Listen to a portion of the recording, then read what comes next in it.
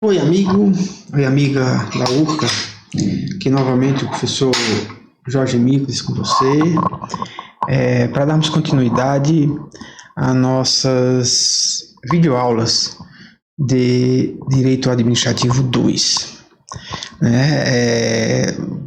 Temos alguns recados, algumas questões para dar, mas depois, no final do vídeo, talvez eu deixe até algumas questões para tratar em um vídeo futuro, né? Porque acho mais interessante nós voltarmos ao nosso assunto, nos concentrarmos no nosso assunto propriamente.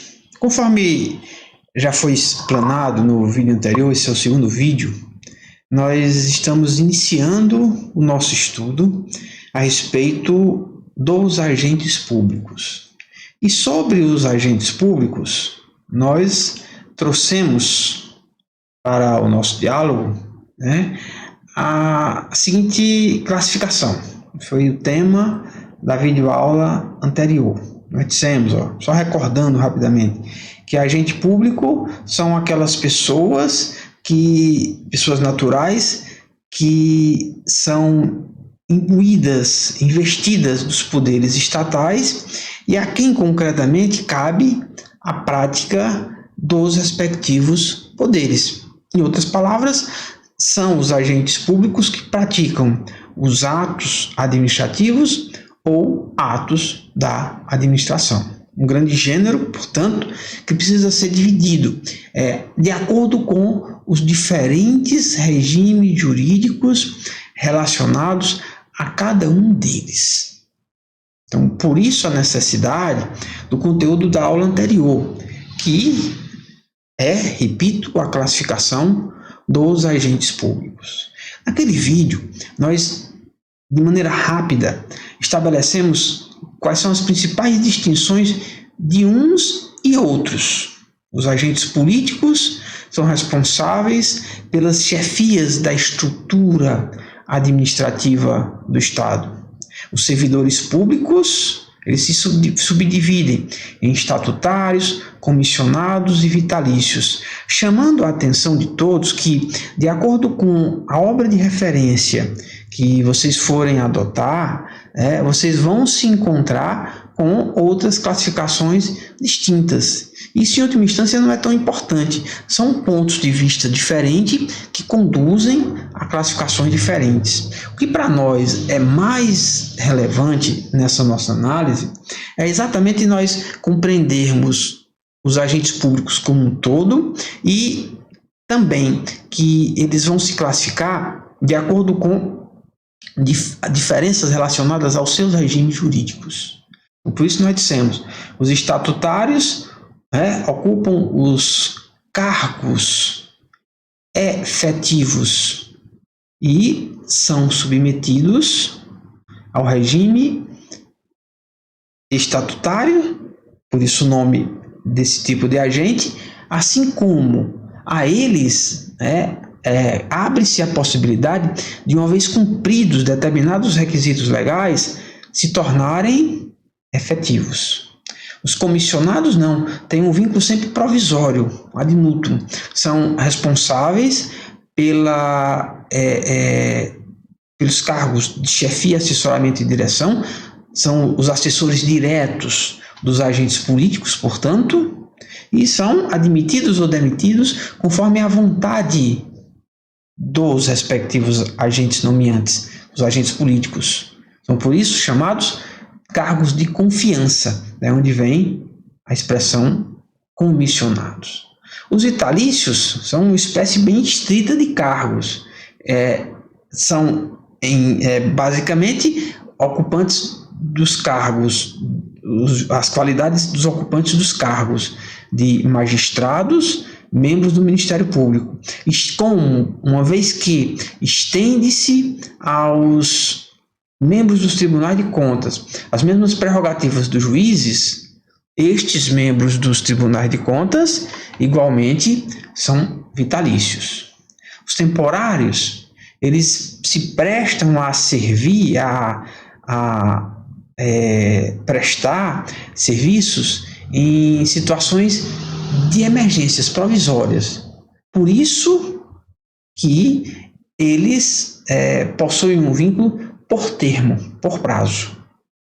Os empregados públicos, eles têm vínculo de natureza trabalhista. Alguns doutrinadores vão preferir a expressão empregos públicos. Portanto, tem uma relação de direitos e deveres diferente dos estatutários, embora também os empregados públicos devem se submeter a concurso público. Os terceiros em colaboração, são, em geral, particulares, que recebem ou pela legislação do trabalho, ou recebem tarifas, taxas, cobradas de acordo com os serviços aos quais lhes são delegados. Então, em suma, esse é o resumo em pequenas e rápidas palavras do que nós vimos na aula anterior. Já ficou esclarecido que cada um desses agentes públicos, eles se submetem a um regime jurídico diferente. O que nós vamos iniciar a nos aprofundar nesse encontro de hoje é qual é esse regime jurídico. Aqui eu vou passar um pouquinho, que foi o quadro da aula passada, e aqui eu vou passar um pouquinho para que nós compreendamos melhor essa questão. Especialmente, me interessa perguntar e buscar responder qual é o regime jurídico dos estatutários, dos comissionados, dos temporários e dos empregados públicos. Poderia perguntar qual é o regime jurídico dos agentes políticos. O regime jurídico dos agentes políticos, para não deixá-los sem nenhuma resposta, é eminentemente aquele regime jurídico estabelecido pela Constituição Federal. Por regime jurídico, nós precisamos compreender o conjunto de direitos e deveres que se relacionam àquela respectiva categoria de agentes públicos. Então, quando eu questiono qual é o regime jurídico ao qual está submetido cada um desses agentes públicos, na verdade, estou fazendo referência a quais são os direitos e deveres decorrentes desta relação jurídica dos agentes respectivos com a administração pública. E, nesse sentido, o regime jurídico dos agentes políticos. Quem são os agentes políticos? Recordando, os ocupantes do topo da hierarquia da estrutura administrativa, os membros dos parlamentos. Alguns vão compreender que os agentes políticos também seriam os magistrados e membros do Ministério Público. Esta derradeira afirmação que eu faço é controvérsia no âmbito da doutrina, porque alguns compreendem que os vitalícios são agentes políticos, outros que não são agentes políticos. O regime jurídico relacionado aos agentes políticos é o estabelecido pela própria Constituição Federal e, conforme disciplina o artigo 39 da Constituição, a eles se estabelece uma remuneração paga em caráter único, sem acréscimos, portanto, que é chamada pela Constituição de subsídios. Aos agentes políticos se delega uma remuneração chamada subsídio, que se caracteriza por ser uma parcela única, e as suas competências, essencialmente, estão elencadas, estabelecidas no artigo, no corpo, melhor dizendo, da Constituição Federal.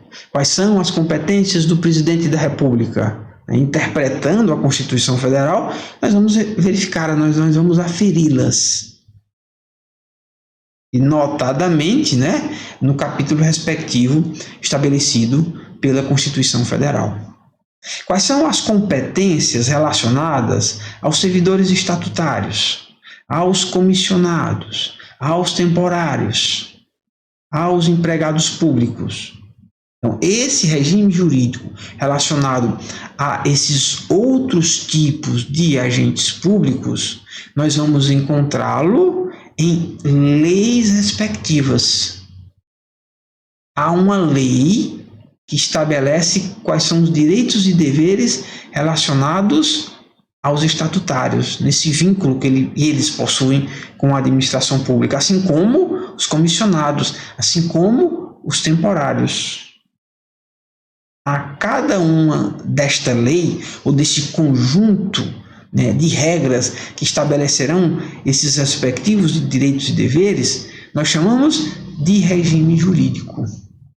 O regime jurídico dos ocupantes dos cargos efetivos é o chamado regime estatutário. Por estatuto, nós vamos compreender exatamente uma sinonímia desse respectivo regime jurídico.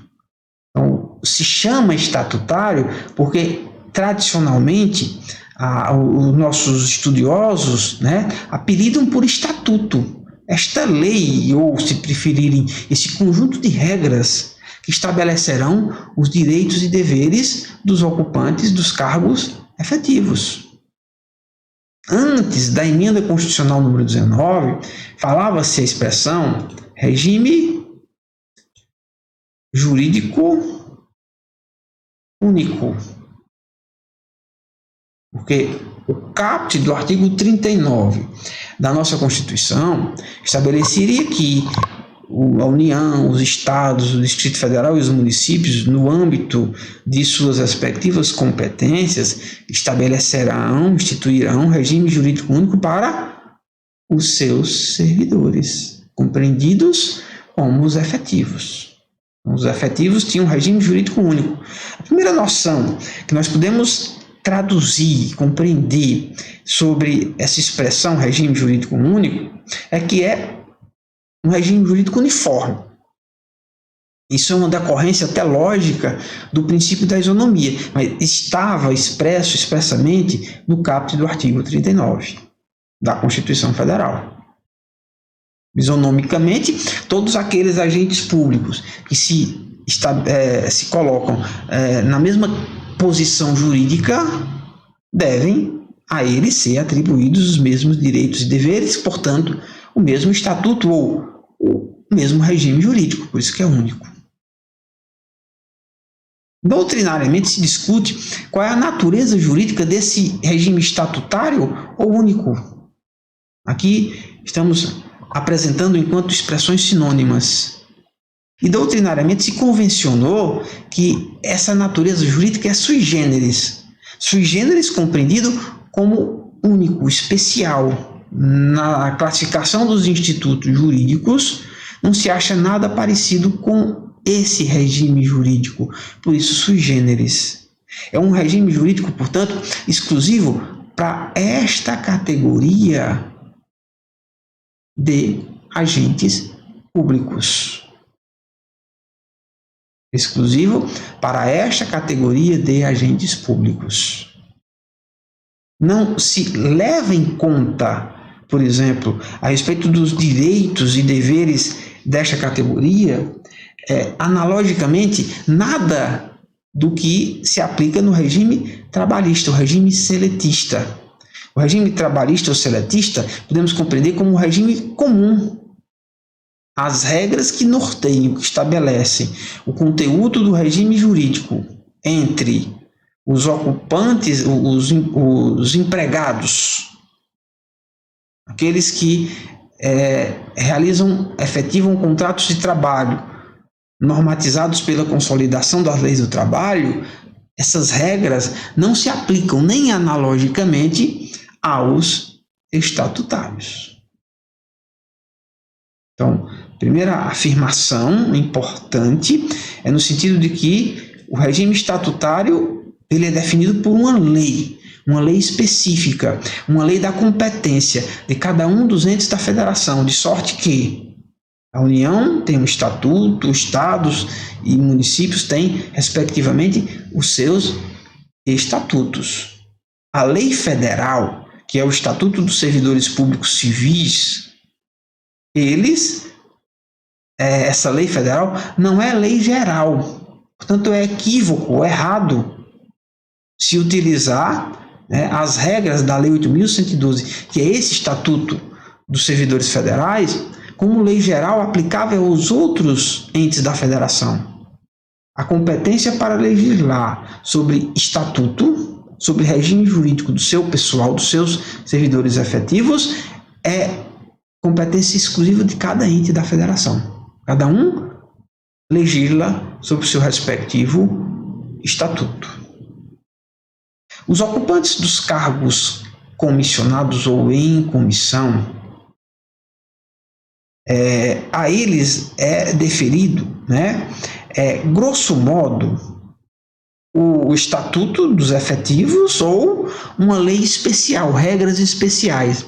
Na maioria dos casos, na maioria dos entes públicos, se estende aos comissionados parte dos direitos dos estatutários, parte dos direitos, não todos. Notadamente, não se estende a eles o direito à estabilidade. Por óbvias razões, os comissionados não possuem direito à estabilidade. Sim, muito claro. Pois a nomeação e exoneração dos ocupantes destes cargos é um ato discricionário da respectiva autoridade competente. Também é de se fazer distinção entre os cargos comissionados e as funções de confiança. Há uma distinção. Não são exatamente expressões sinônimas. São grupos distintos de ocupantes de cargos funções outras.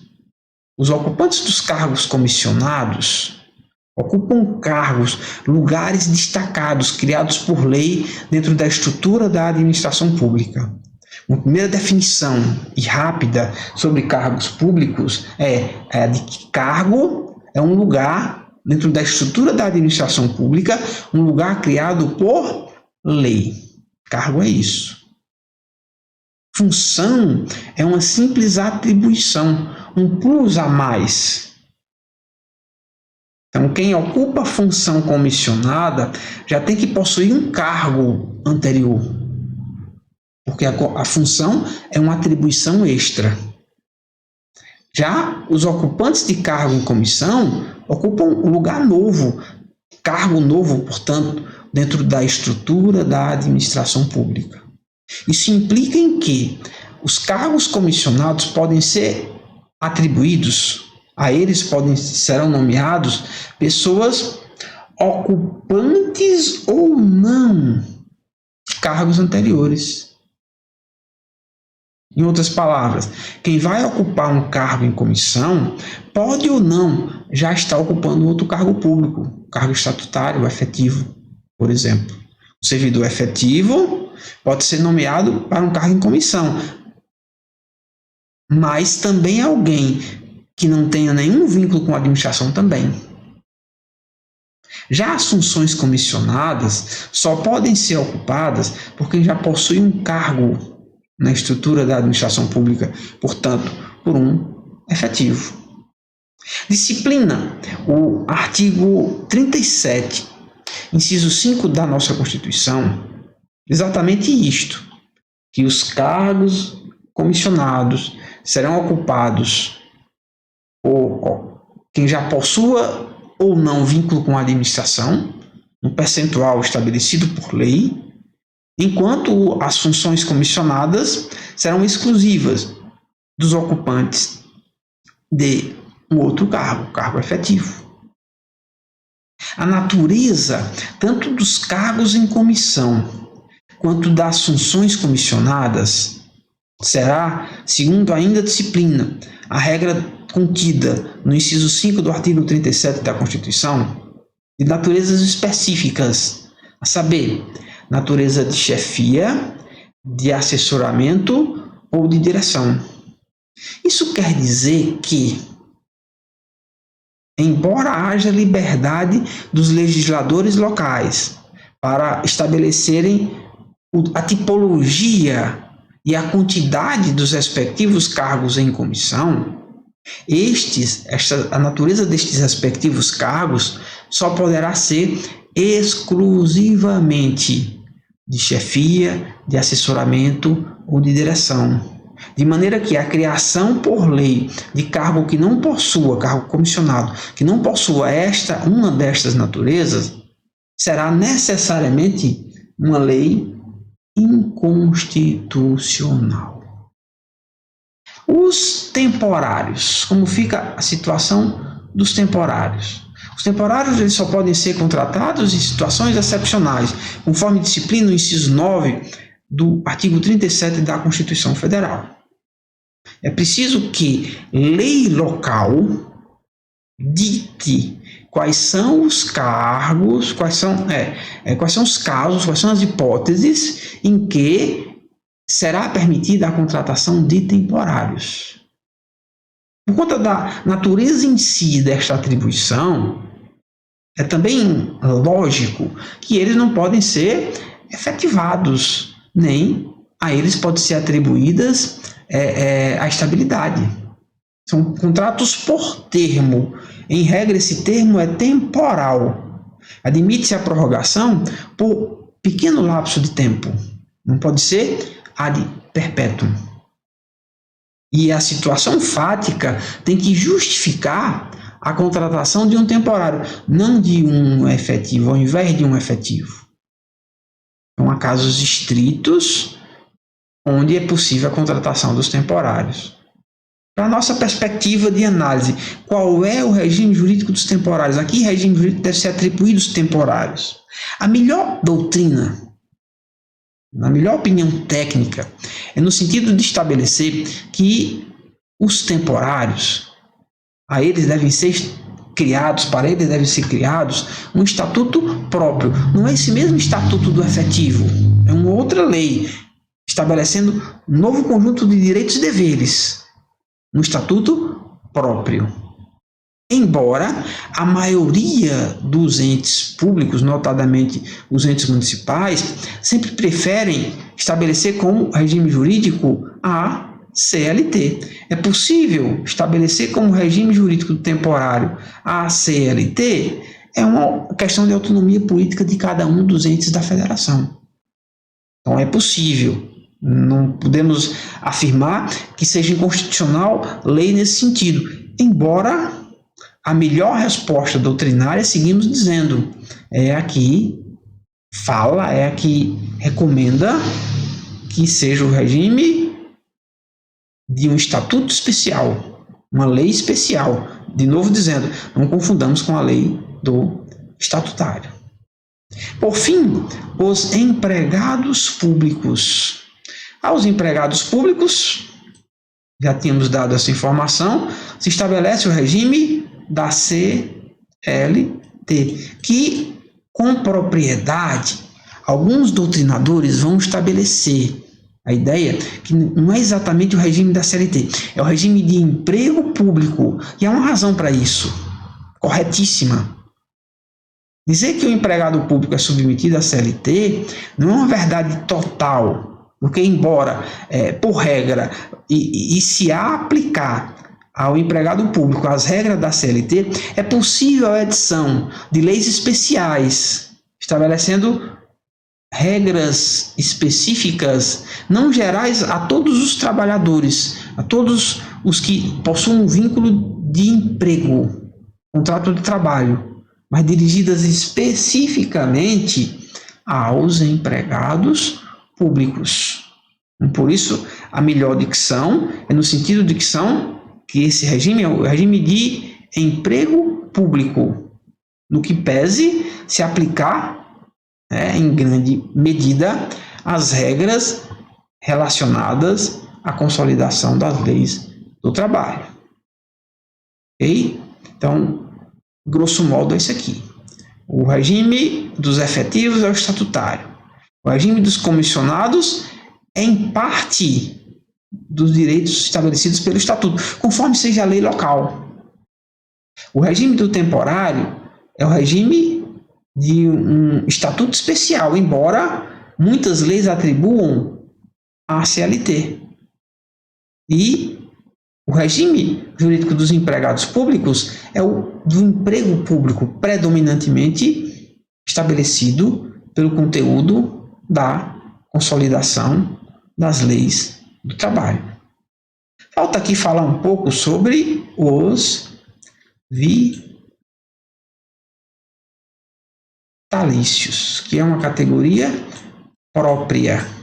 Sobre os vitalícios, né, nós vamos ter a oportunidade de falar um pouco mais sobre eles, inclusive especificar qual é o lugar que esses vitalícios devem estar postos dentro da classificação dos agentes públicos. Alguns, como nós fizemos, colocaram ele entre os servidores públicos. Outras classificações vão agregá-los como agentes políticos. Independente de uma ou outra classificação, o fato é que aos vitalícios se estabelece direito a um regime jurídico também sui generis, um estatuto. Mas não vamos confundir. O Estatuto dos Vitalícios não é o Estatuto dos Efetivos. São direitos e deveres diferentes. Mas ainda assim, há um estatuto específico. Nós, se não conhecemos a miúde, com certeza, pelo menos, já ouvimos falar. O Estatuto da Magistratura, o Estatuto do Ministério Público. É disso que nós estamos tratando. Há um regime jurídico especial que vai atribuir os direitos e deveres desta respectiva categoria de agentes públicos. Uma outra ideia que é bem importante de ser trabalhada aqui conosco, né, é que decorre de uma ideia que nós colocamos, está errado aqui, que nós colocamos nas primeiras aulas de direito administrativo. Naquelas aulas, dentre outros temas, nós abordamos o poder hierárquico. E nesta ocasião, tivemos a oportunidade de dizer que a estrutura da administração pública ela é estabelecida num grau de hierarquia, onde aquele que está no topo desta cadeia hierárquica tem o comando absoluto de revisar, em tese, os atos de todos os seus respectivos subordinados. Então, aqui, exemplificativamente, nós podemos dizer que está a estrutura da administração pública, de qualquer ente da federação, seja União, Estados, Distrito Federal e município. Para facilitar nosso exemplo, vamos ficar com o caso da União. Quem é que está no topo da hierarquia da estrutura da administração pública? O presidente da República, ele é o chefe do poder. O presidente da República, ele tem um conjunto de assessores diretos.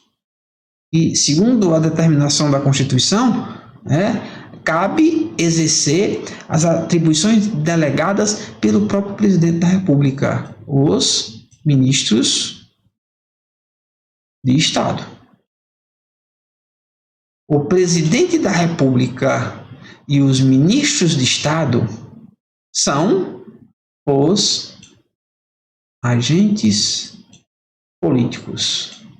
Eles são os agentes políticos porque estão no topo da hierarquia. Mas também são os agentes políticos, daí o nome, porque a eles compete a atribuição de estabelecer o conteúdo das políticas públicas.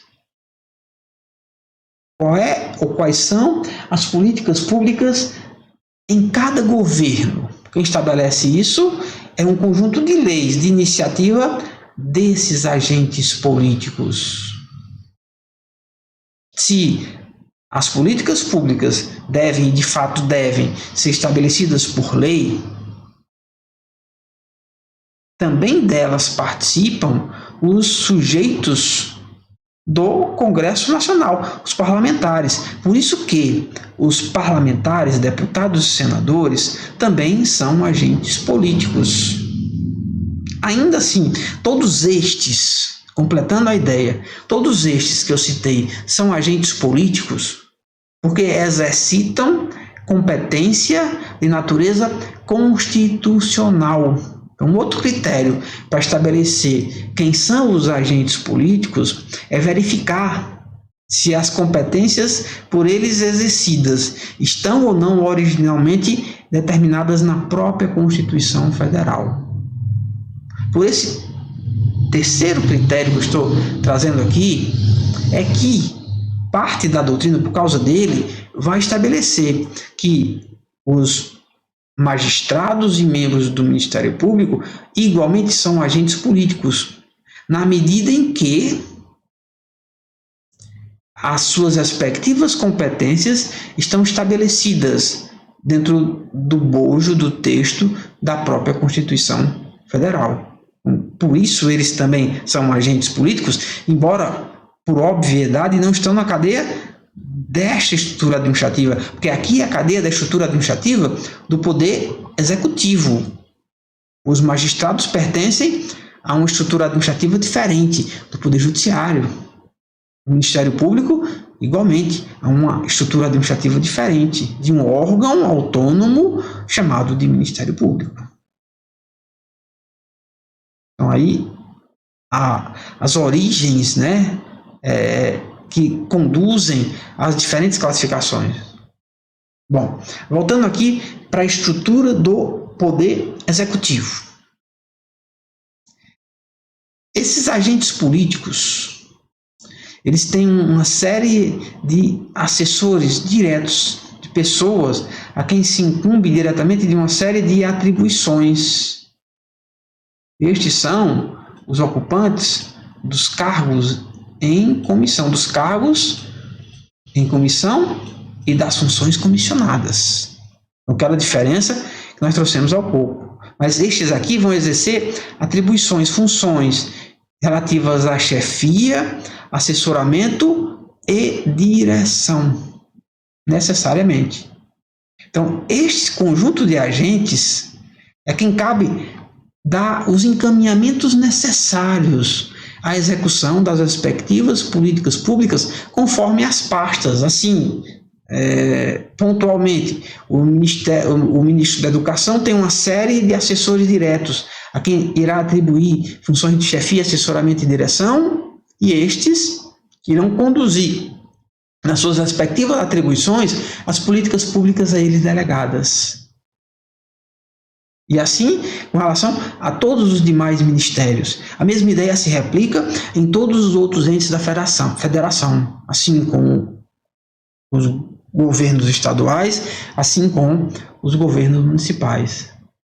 Exatamente por este detalhe é que esses ocupantes de cargo em comissão, eles devem ser de confiança, pessoas a quem o respectivo agente público tenha plena confiança e permanecerão nos cargos exclusivamente pelo tempo em que persistirem, gozarem desta confiança.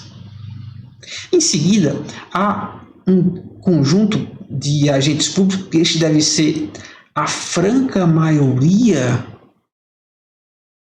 dos agentes públicos que compõem a estrutura da administração pública, que a eles a quem se compete colocar a mão na massa, executar concretamente as atribuições relacionadas a respectivas políticas públicas. Como, em regra, se executam políticas públicas? Prestando serviços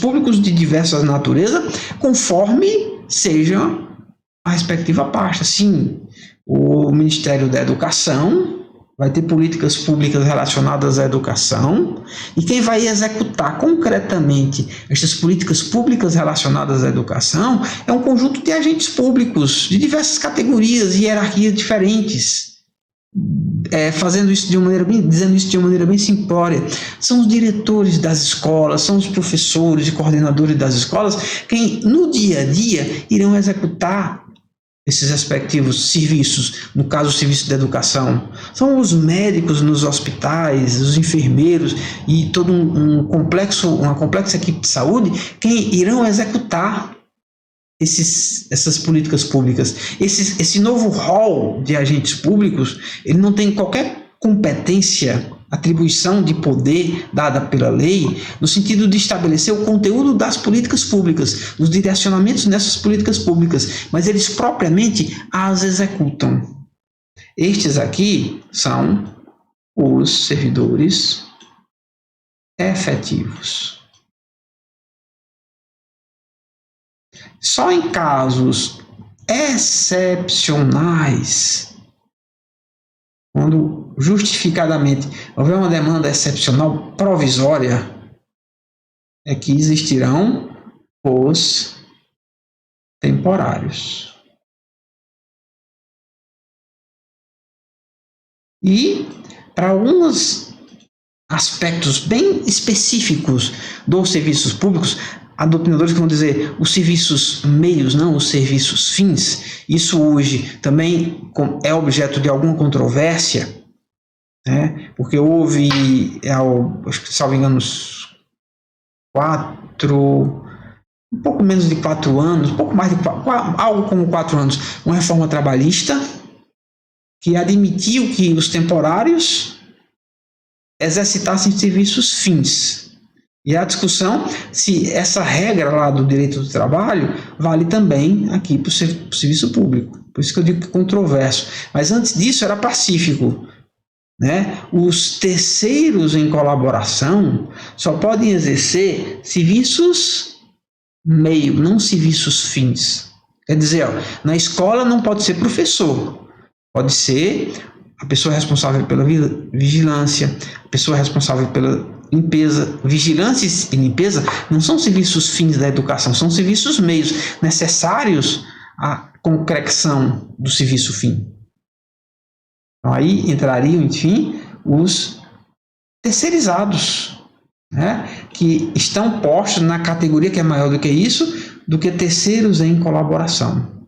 Especificamente a respeito dos terceirizados, né, o regime jurídico deles é o regime de direito privado, CLT, porque, embora eles estejam prestando serviço público, estejam exercitando, assim, função administrativa, eles propriamente não têm vínculo direto com a administração.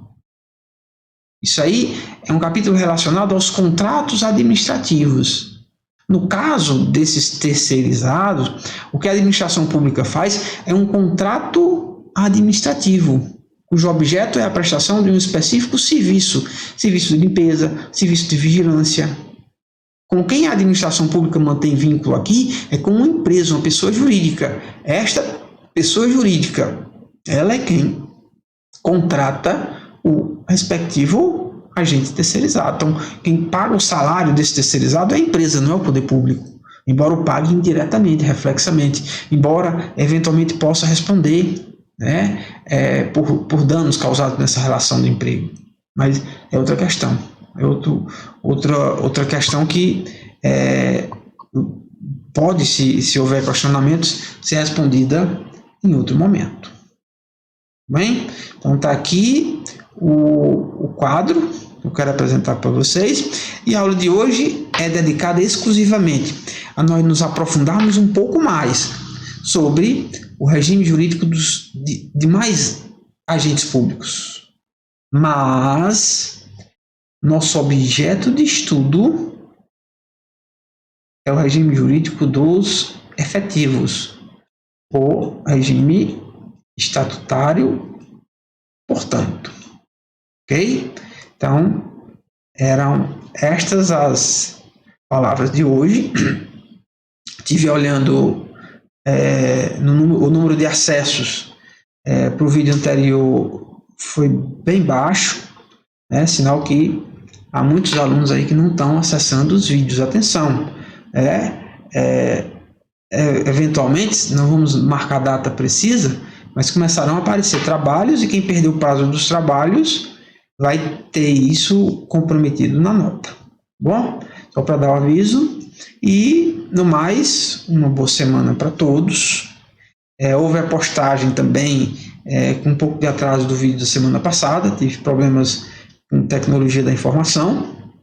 Ainda estou tendo, mas aos pouquinhos eu estou melhorando aqui. E, no mais, fico à disposição de vocês. Tendo necessidades, coloquem perguntas e nos vídeos seguintes, nos comentários da atividade no Google Classroom, que nos dias seguintes, nos vídeos seguintes, melhor dizendo, nós responderemos a todos. Por enquanto é isso. Uma boa semana a todos, muita luz, bons estudos. Me coloco à sua disposição. Um abraço, até o próximo vídeo, se Deus quiser.